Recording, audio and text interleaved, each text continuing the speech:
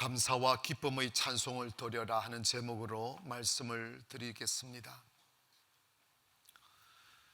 이사야 43장 1절에 보면 이런 말씀이 있어요. 야곱아, 너를 창조하신 여호와께서 이제 말씀하시느니라. 이스라엘아, 너를 조성하신 자가 이제 말씀하시느니라. 너는 두려워하지 말라. 내가 너를 구속하였고 내가 너를 지명하여 불렀나니 너는 내 것이라고 말씀했습니다. 여기서 말씀을 딱 보면 하나님이 우리를 향하여 하시는 말씀이에요. 내가 너를 지명하여 불렀고 그리고 죄 많은 너를 내가 구속했다는 거예요. 구속이라는 말은 죄에서 해방하고 가난에서 해방하고 죽음에서 해방해서 너를 행복하게 만들었고 그리고 너는 내 것이야. 그래서 네가 불 가운데 있어도 불이 너를 사르지 못하도록, 물 가운데 지날 때에도 물이 너를 침몰하지 못하도록 내가 지켜줄게. 다윗은 이것에 관하여 여호와는 나의 목자시고 나는 그의 길을 실은 어린 양이로다고 했어요. 다윗은 양을 먹일 때 그 가슴으로 그 양을 얼마나 사랑하고 말할 줄 모르는 짐승들을 보호하려고 낮밤을 가리지 아니하고 다가오는 이리떼들과 맹수들과 자신의 몸을 던져 그들을 몰아내고 양을 지켰던 그 처절한 목자의 사랑을 뼛속 깊이 알고 있는 그가 하나님을 향하여 하나님은 나의 목자라고, 그래서 그 목자는 나를 푸른 초당 쉴만한 물가로 인도해주고 부족함이 없는 삶으로 이끌어 주심에 관한 경험에서 나온 고백을 하고 있는 것입니다. 하나님은 우리를 행복하게 창조하셨습니다. 감사하며 살도록 만들어 놓았습니다. 울며 살기를 원하지 않아요. 불행하게 살기를 원하지 않아요. 부모가 자식에게 원하는 게 뭘까요? 원하는 것 딱 한 가지가 있다면 내 자식만큼은 고생 안 하고 행복하게 살기를 원하는 게 모든 부모의 한결같은 마음이에요. 아버지 하나님은 너희가 세상에는 악한 부모가 있을지라도 나 여호와는 선하신 하나님이다. 선하신 아버지다. 내가 원하는 것은 언제나 너희의 행복이고 내가 원하는 것은 너가 언제나 평안하게 살기를 원하는 것이란다 하는 게 줄기찬 성경의 일방적인 말씀이에요. 그래서 우리 그리스도인들은 불행 속에 사여 살면 안 돼요. 우리 그리스도인들은 행복하게 살아야 됩니다. 평안을 누리며 살아야 됩니다. 수 없는 영적인 공격과 질병들과 사고들이 우리의 평안을 빼앗아 가려 할 때마다 하나님은 우리들을 향하여 천사를 보내어서 그 위험에서 우리를 구원해 주시고 그들이 우리를 삼킬 수 없도록 영적인 칼과 창으로 우리를 보호하심을 믿기를 바랍니다. 인생을 살다 보면 원하지 않는 강을 만나고 풍랑을 만나는데 그때마다 때론 우리가 죽음의 기로에 서서 두려워 떨기도 했지만 잠시 후 뒤돌아보면 내가 안전한 바위 위에 서 있음을 보게 됩니다. 무엇이 나를 구원했을까? 무엇이 나를 그 슬픈 어둠에서 끄집어내었고 그 불안한 공포에서 나를 구원해 주셨을까? 뒤돌아보면 그것이 하나님의 손길이었어요. 인생에 굴곡이 많았지만 그 모든 시간들이 지난 뒤에 우리가 고백하는 게 있는 것은 주님이 내 발걸음을 인도하셨다고 하는 거예요. 그래서 성경 곳곳에 우리가 어둠을 만나도 빛을 만나도 어떤 상황 속에도 하나님을 감사하고 기뻐하며 살라고 강조하고 있는 것입니다. 시편 33편 2절에 보면 수금으로 여호와께 감사하며 열줄 비파로 찬송할지어다. 91편 1, 2절에 보면 지존자의 시편금과 비파와 수금의 정숙한 소리로 여호와께 감사하며 주의 이름을 찬양하라. 할렐루야. 여러분, 주님을 찬양하기 원합니다. 주님을 찬미하며 살기를 원합니다. 우리가 성경 곳곳에 우리를 기뻐하라는 이유가 뭘까? 항상 기뻐하라는 거예요. 그 이유는 다른 곳에 있어요. 노만 카슨슨이 웃음 치료자가 되었던 경위가 있습니다. 그는 미국에서 유명한 의사였어요. 근데 그의 환자 중 어느 날 경직성 척추염을 가진 환자가 찾아와 치료를 요구할 때 이런저런 처방을 내리고 치료를 해보다 낫지를 않더라는 거예요. 그래서 이 백약이 무효다 싶어가지고 그냥 웃으면서 아이고 그냥 웃으면서 살아보세요 그런 거야. 그냥 웃으면서 살아보세요. 그랬더니 이 환자가 의사의 말씀이니까 웃기 시작했다는 거야. 아침에 일어나도 꿀꿀 웃고 잘 때도 꿀꿀 웃고 계속 웃었다는 거예요. 그런데 한참 웃고 다시 왔는데 세상에 경직성 척추염이 나서버리더란다. 지금 반신반의하는 사람들이 있어요. 그래가지고 이 노먼 카슨슨이 도대체 웃음에 무슨 능력이 있기에 이 경직성 척추염까지 고칠 수 있을까? 그래서 사람 인상 실험을 하는데 사람들이 막 웃으면 몸에서 어떤 반응이 일어나는지를 연구를 하기 시작한 거예요. 그랬더니 사람이 계속 웃으니까 사람을 세포를 건강하게 하고 몸을 막 활발하게 살아나게 만드는 그런 그 영향력을 주는 엔돌핀이 막 웃으니까 몸에서 막 분비가 되더라는 거예요. 이게 비결이구나. 여러분, 사람을 노화시키고 병들게 하고 우울하게 만드는 코피졸이라는 게 있다고 하는데 이 엔돌핀이 그 코피졸을 잡아먹더란다. 계속 웃으면. 옛날에 웃으면 복이 와요 그런 말이 있잖아. 아멘. 예전에 조선호텔, 지금도 서울에 있지만 조선호텔의 한 벨보이가 한 흑인 투숙객이 들어왔는데 백인들만 있다가 흑인이 왔는데 무시하지 않고 그 벨보이가 진심으로 볼 때마다 막 웃음을 주고 안녕한다고 그러고 인사하고 반갑 웃어준 거예요. 그리고 난 뒤에 며칠 투숙을 하고 난 뒤에 이분이 퇴실을 하고 갈 때 그 벨보이를 부르더라는 거예요. 나를 향해서 그렇게 친절하게 웃어줘서 너무 고맙다고. 그래서 팁이라고 호주문 돼서 쭉 팁 좀 두겠다고 그래 받았어. 그리고 또 저들 웃어주면서 가고 나니까 2천만 원이더래. 조사를 해봤더니 그 사람이 아프리카의 모 나라의 대통령이더란다. 웃으면 복이 와요.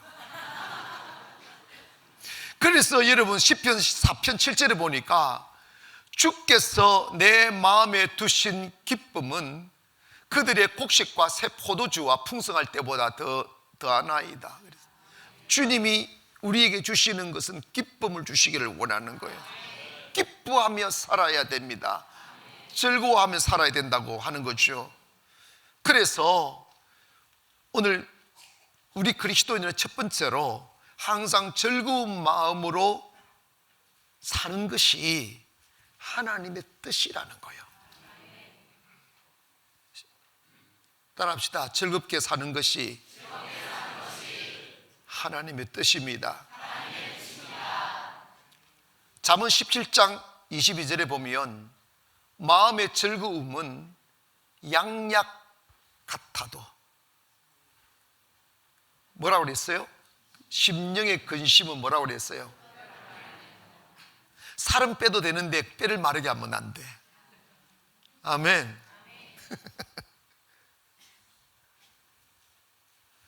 데살로니가전서 5장 16절 이하에 보면 항상 기뻐하라, 쉬지 말고 기도하라, 범사에 감사하라. 기뻐하고 감사하라.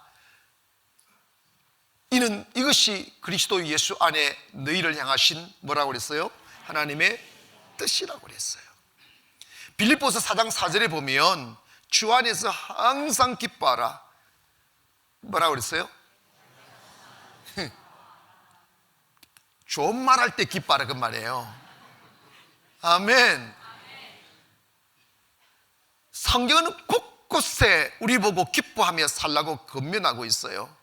오늘 본문 시편 100편 1절 이하에도 다윗은 이렇게 고백하죠. 온 땅의 여호와께 즐거운 찬송을 부를지어다.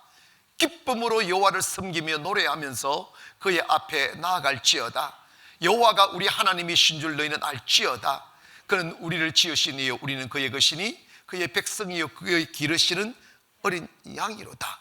감사함으로 그의 문에 들어가며 찬송함으로 그의 궁중에 들어가서 그에게 감사하며 그 이름을 송축할지어다.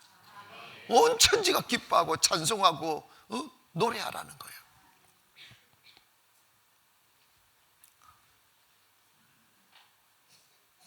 예수 믿는 사람들이 얼굴 찡그리고 살고 한숨 푹 내쉬고 이러면 안 돼요. 예수 믿는 사람이라고 겨울 없는 것 아니에요. 쓸쓸한 가을 없는 것 아니에요. 그러나 인생은 평안할 때 잘 되는 게 아니고 고난당할 때 성숙해지는 거예요. 그렇기 때문에 어느 때나 감사하면 감사할 일이 생기고 원망하면 원망할 일이 생기는 거예요. 그래서 우리가 항상 예수 믿는 사람은 주님의 그 선하심을 믿고 항상 기뻐하고 감사해야 된다는 거예요.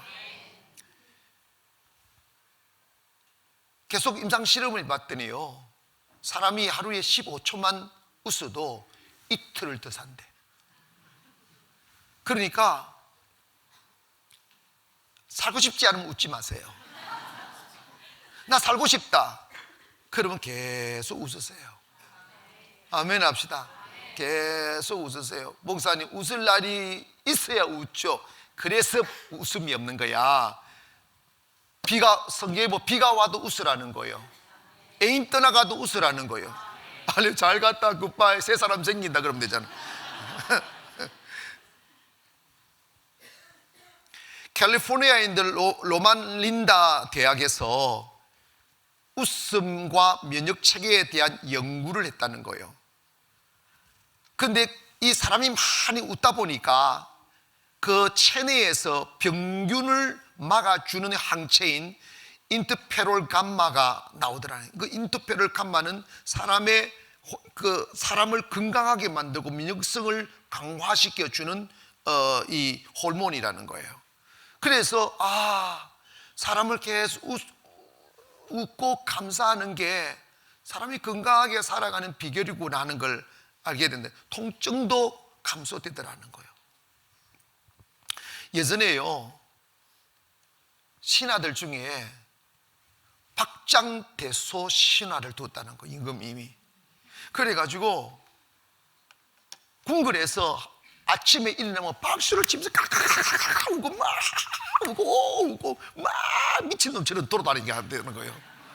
그런데 왜 그러냐면 궁궐 안에 웃음소리가 끊어지지 않으니까 웃음소리를 듣기만 해도 기분이 좋다는 거예요. 여러분, 아이고 이 소리 들으면 기분 안 좋아. 아멘 합시다.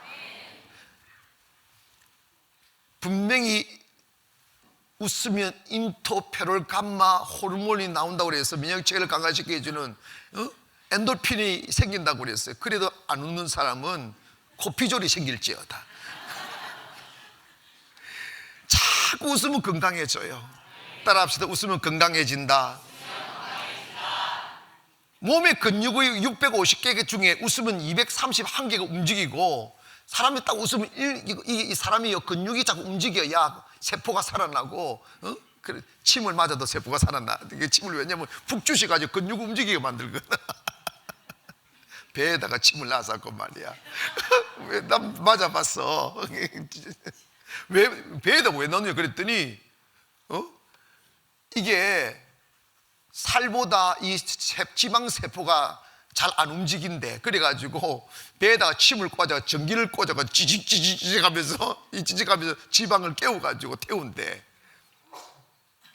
웃으면 지방이 탄다고. 할렐루야. 웃음이 지방에 탄다니까. 그래서 일소 일로 일로란 말이 있잖아. 한번 웃으면 젊어지고 한번 화나면 늙어진다잖아. 여러분, 오늘 우리가 주님 말씀하듯이 항상 기뻐하며 살기를 원합니다. 우리가 뭐 꼭 건강해서 그것도 감사하지만 우리가 사람이 행복하게 살아야지. 할렐루야. 매일 울며 살면 무슨 소용이 있어. 하루를 살아도 행복하게 살아야지. 사람들에게 물어봐요. 왜 사느냐고.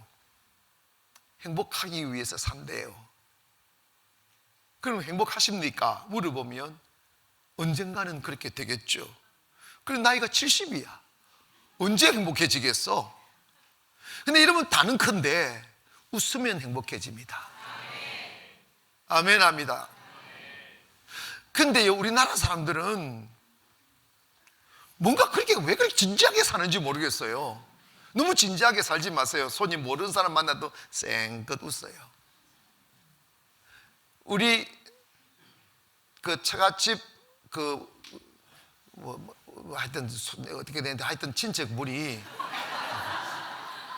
딸하고 어미하고 딸이 이제 미국에 있으니까 이제 노모가 이제 딸 보러 가는데 미국을 갔어. 그랬더니 딸하고 이제 이렇게 길을 걷는데 가는 곳마다 미국 사람들이 Hi, Good morning 하면서 Hi 웃어서는 거야. 그랬더니 이 할머니 어머님이 미친놈 그러고 다니더란다. 그게 문화의 충격이에요. 우리는 낯선 사람 만나면 웃지도 않고 눈도 안 맞추고 지나가잖아. 그렇게 살지 말고 이러고 웃으면서.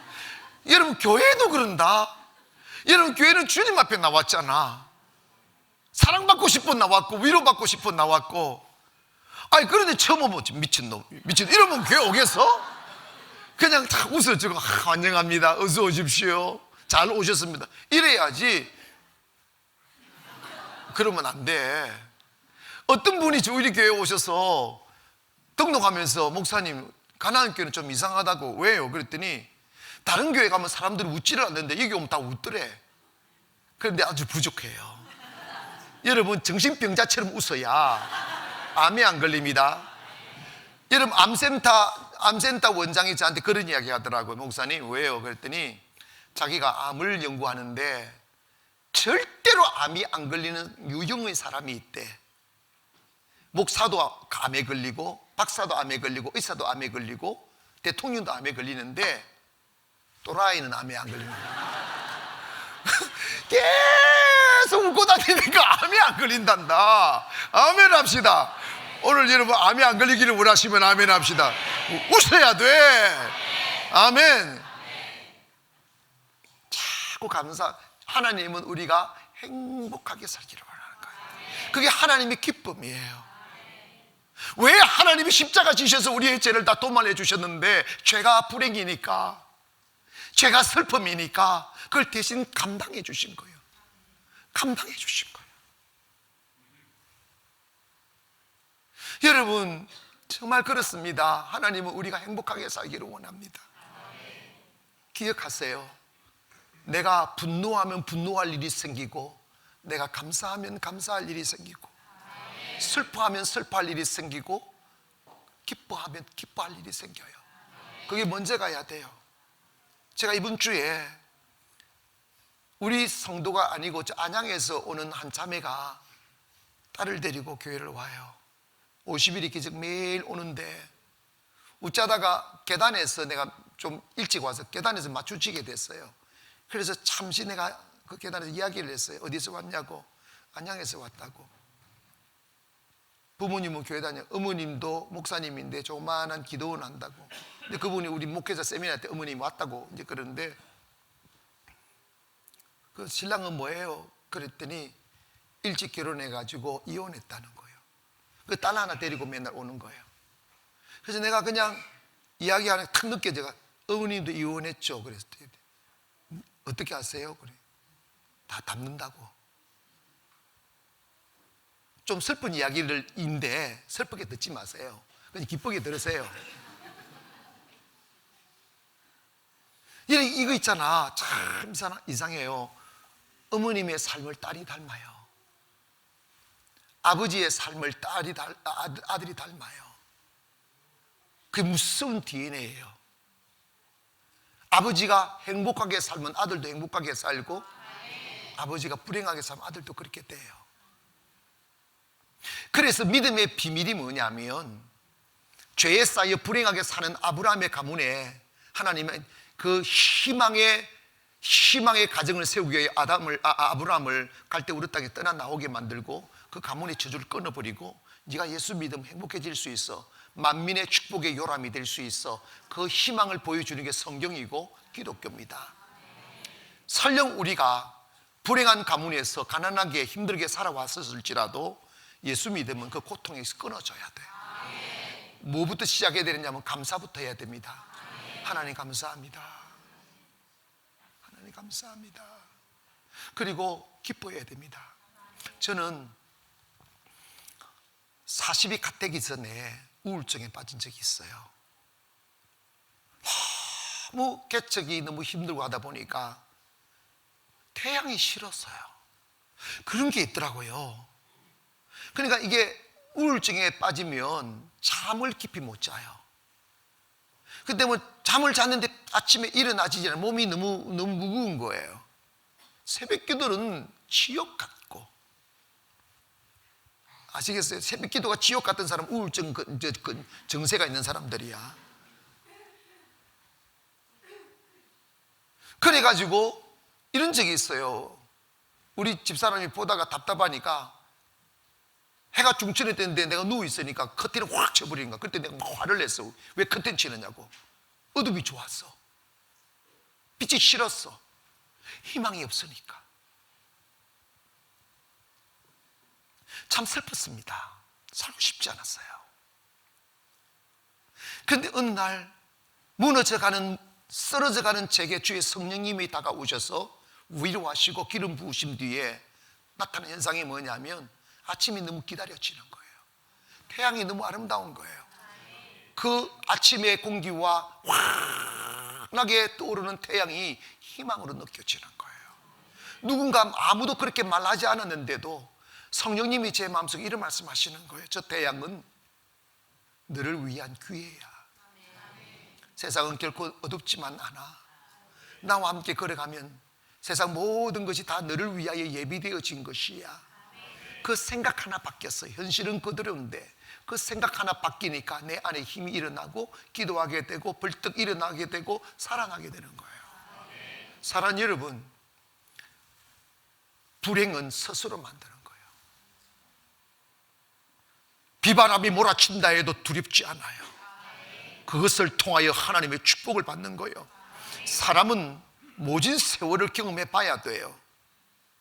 평생 가지 말고, 사람이 사실 어느 한순간에 승리의 자리에서 자신의 뒤를 돌아보았을 때, 당신이 살아온 삶 중에 가장 소중하고 귀한 시간이 언제냐고 물으면 내가 잔치하는 날, 친구들과 데이트하던 날, 놀러 다니는 날이라고 말하는 사람은 단 한 명도 없어요. 내가 오늘 있으면 그때 그 슬픔의 시간이 있었기에, 내가 오늘 있으면 그 고통의 시간이 있었기에 오늘 내가 있었다고 말합니다. 여러분 봐봐요. 하나님이 쓰시는 큰 사람들의 특징이 뭐냐면, 보통 사람들은 참아내고 이겨낼 수 없는 고난의 수렁에서 허우적거리다가 주의 손잡고 벌떡 일어난 사람들이에요. 그것이 우리를 단단하게 만들고, 그것이 우리를 사람되게 만들고, 그것이 바로 하나님을 믿는 믿음의 사람으로 세워가는 귀한 요인이란 말입니다. 다윗이 그랬고, 모든 믿음의 사람들 그랬어요. 우리나라 큰 목사님들을 보면 다 병을 가지고 있었어요. 비극적인 문제들을 다 가지고 있었어요. 그것들과 실험하다가 주님을 만나는 거예요. 그래서 우리는 슬픔이, 고독이, 가난이 우리에게 슬픔만이 아니라 주님을 만나 내 인생의 운명을 바꿀 수 있는 기회라는 것을 깨닫고 언제나 기뻐하기를 주의 이름으로 축원합니다. 춘천 가나안교회는 사람은 적어도 땅은 넓어요. 많은 것이 있습니다. 개가 많습니다. 그 개는요 자꾸 늘어나요. 새끼 나 늘어나고, 사람들이 갖다 놓고 가서 늘어나고. 한 번은 날라리 집사가 하원을 한다는 거예요. 그래서 내가 하지 말라고 그랬지. 믿음부터 바로 세우고 하라고. 원래 날라리들은 돈 좋아하잖아. 그러니까 그냥 했어. 아닌가 하다가 1년 만에 문 닫았어.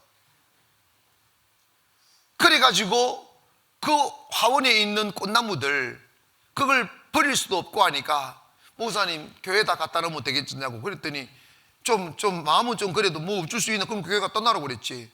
다 갖다 놨는데 막 이게 꽃나무를 쫙 심었어요. 노지에다가, 마당에다가. 그런데 초가을에 아직도 꽃잎이 있는 나무들을 다 심고 상상했어요. 야, 내년 봄 되면 너무너무 아름답겠구나. 파란 잎새가 피어나고, 그래서 꽃몽울이 피고, 막 꽃들이 방긋방긋 교회에서 사택 가는 길을 쫙 신고, 그리고 입구에서 그 쫙 큰 도로에서 교회 안으로 쭉 들어오는 그 길가도 쫙 신고 그랬어요. 그래가지고 봄만 기다렸지. 근데요, 봄이 되니까 잎도 안 피는 거야. 꽃잎도 안 틔우고, 끄끄 보니까 폭삭 죽어 있어요. 수종은 추위를 견딜 수 있는 수종들이에요. 그런데 어릴 적부터 온상 위에서 태어나 온상 위에서 자라가지고 추위도 더위도 비도 맞아본 적이 없으니까 그 추운 겨울을 견디지 못하고 겨울 내내 꽁꽁 얼어 죽어버린 거예요. 사람도 매한가지입니다. 사람요, 온상 속에서만 사면 아무 자가도 쓸모없어요. 하나님이 사랑하는 사람은 연단하십니다. 정금같이 나올 그날을 기대하며 슬픔 속에 집어넣고 불구덩이 집어넣어서 우리를 단련시킨 뒤에 정금 같은 사람 되어 하나님의 위대한 사람을 쓰시는 거죠. 때문에 우리가 좋은 일이 있으면 당연히 감사하고, 나쁜 일이 있어도 이것은 절대 저주가 아니야, 나를 단단하게 만드시는 주의 사랑이로구나 하며 감사하면 거뜬히 이겨난다. 거뜬히 여러분 승리할 수 있어요. 그래서 우리는 고통 속에서도 감사해야 됩니다.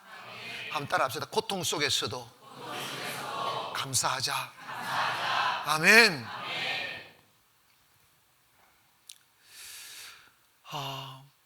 목회를 하다 보면 점점 잘 돼가는 사람도 있고, 아직도 영혼이 준비되지 않아 그냥 그렇게 교회 오신 분들은 하나님이 또 가정이라는 게 있으니까 막 내리막을 걷고 병들고 사업 망하고 사기당하고 이런 분들도 간혹 있어요. 근데 그때 하나님의 은혜가 와야 돼요. 무슨 은혜냐면 이 고난을 주님의 이름으로 이겨내겠다고. 이 고난을 주신 것도 하나님의 은혜라고. 이 감사한 마음을 끝까지 견지하고 가져가면 그 고난이 100% 축복이 돼요. 그런데 고난 왔다고 찡그리고 원망하고 두려워하면 그것이 나의 운명이 되어버립니다. 다윗이 쓴 시들을 보면 그의 감정의 선이 솜털치는 부드러워요. 그 어떤 곳에도 군더더기도 없고 맺힌 한도 없어요. 그런데 다윗이 살아온 삶들을 보면 멋진 삶을 살았어요.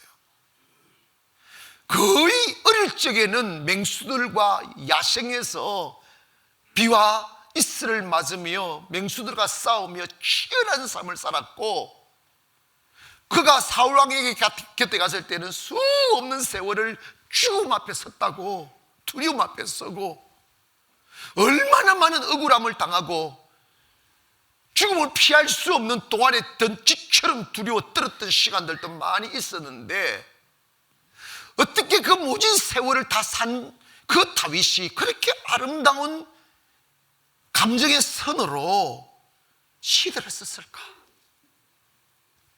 우리의 마음을 탁탁하게 여호와는 나의 목자시니 내가 부족함이 없으리로다.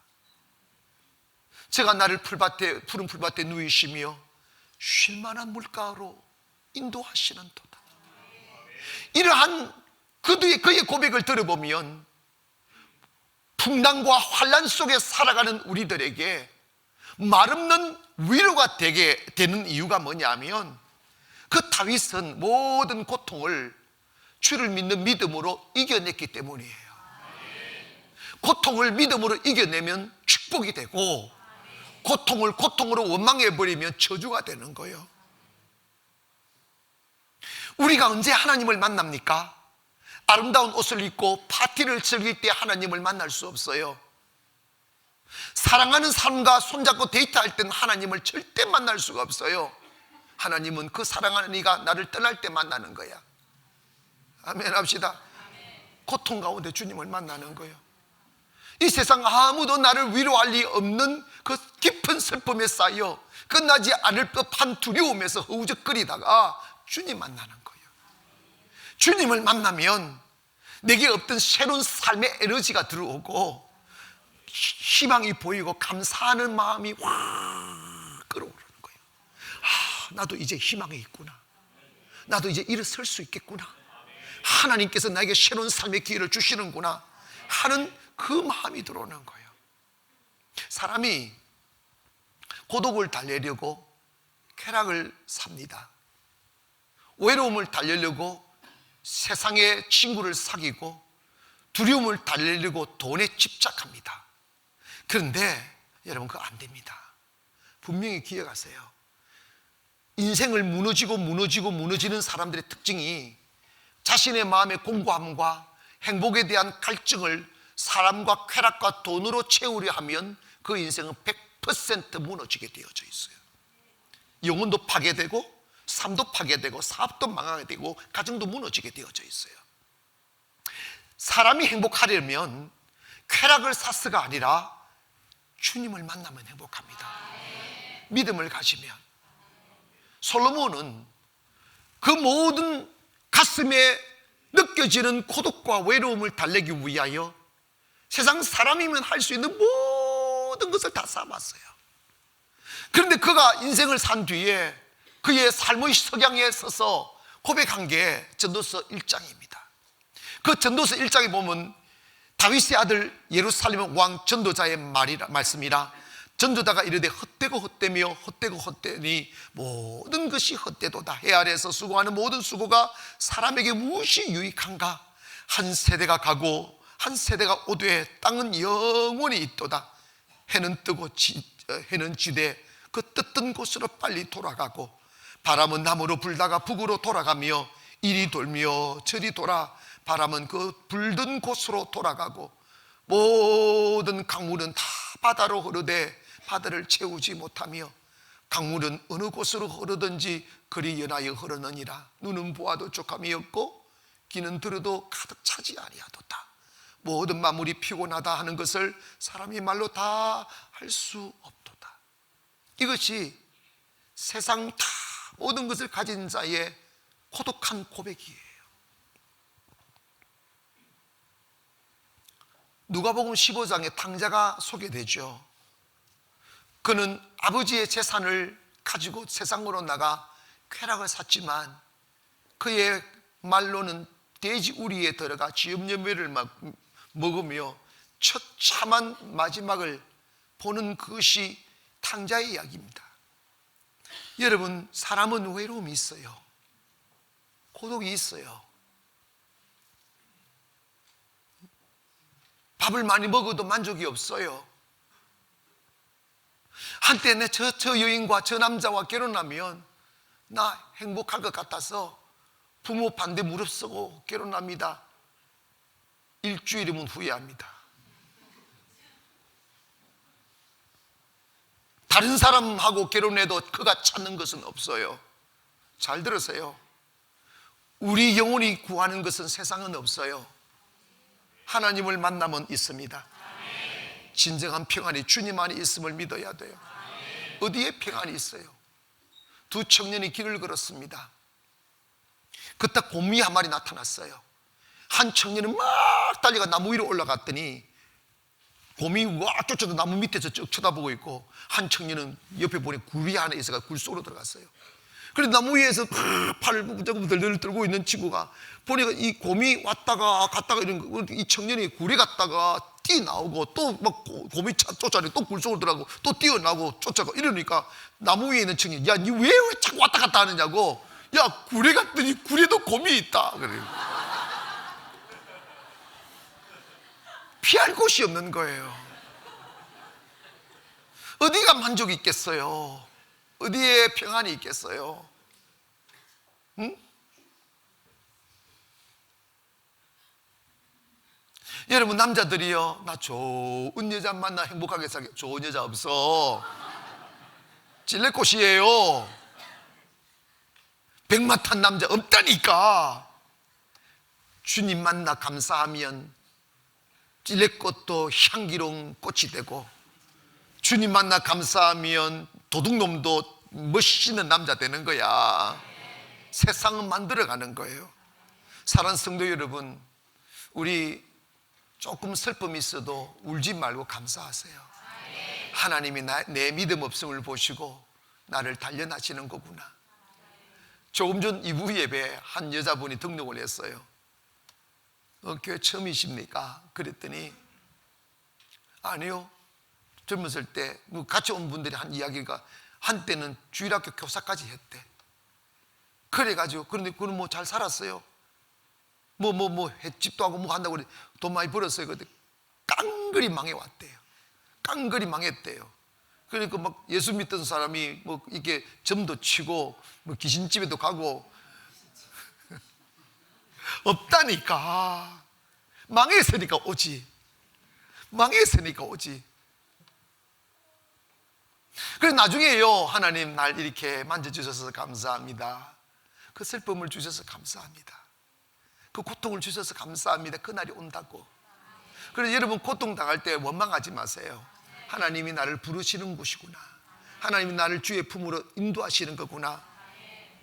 마지막으로 우리가 하나님이 원하듯 행복한 삶을 살려면 주님 안에 거해야 됩니다. 주님 안에서 살아야 정말 행복합니다. 베토벤은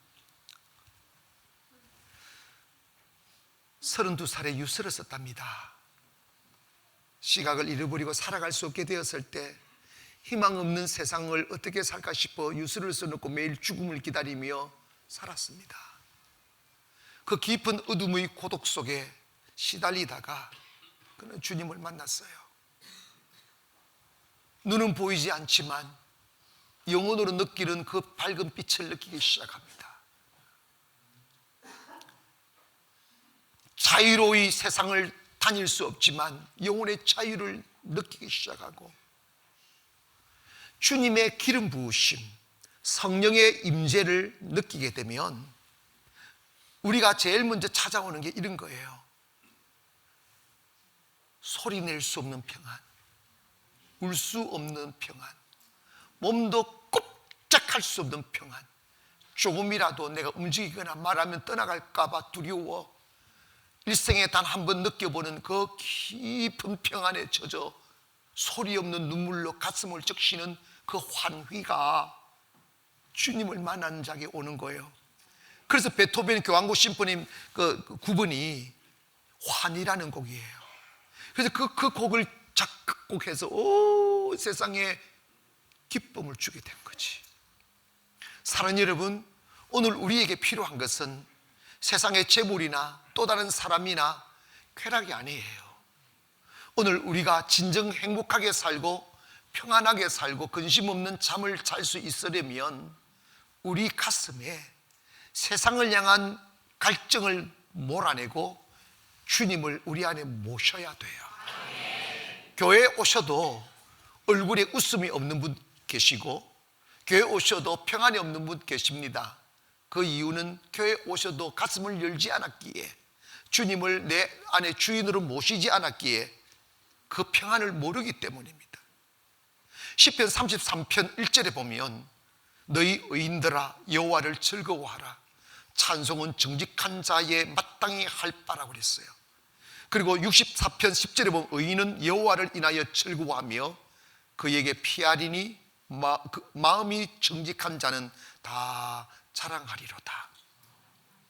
시편 97편 12절에 보니까 의인이여 너희는 여호와로 인하여 기뻐하며 그 거룩한 기념에 감사할지어다. 여러분 기억하십시다.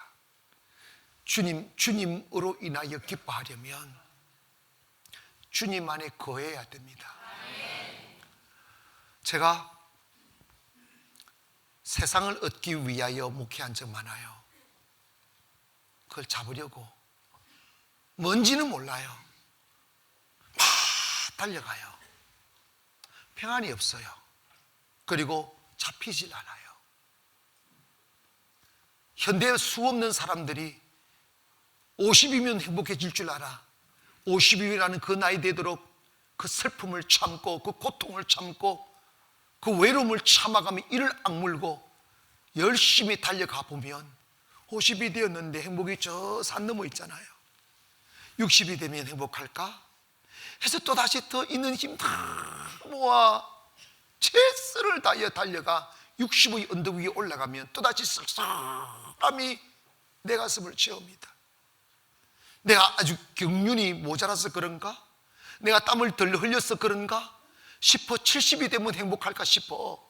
또다시 있는 힘 다 할 수 있는 모든 것 다 하며 막 달려가 봐도 70이 되어 내 인생의 황혼이 찾아왔어도 행복이라는 걸 잡지 못하고